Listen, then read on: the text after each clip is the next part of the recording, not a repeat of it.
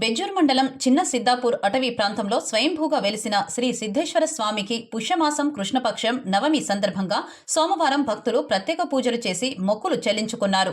దశాబ్దాలుగా పూజలు అందుకుంటున్న శ్రీ సిద్ధేశ్వర స్వామి భక్తుల కొంగు బంగారంగా కోరిన కోరికలు తీర్చే కలియుగ దైవమని భక్తులు తెలుపుతున్నారు.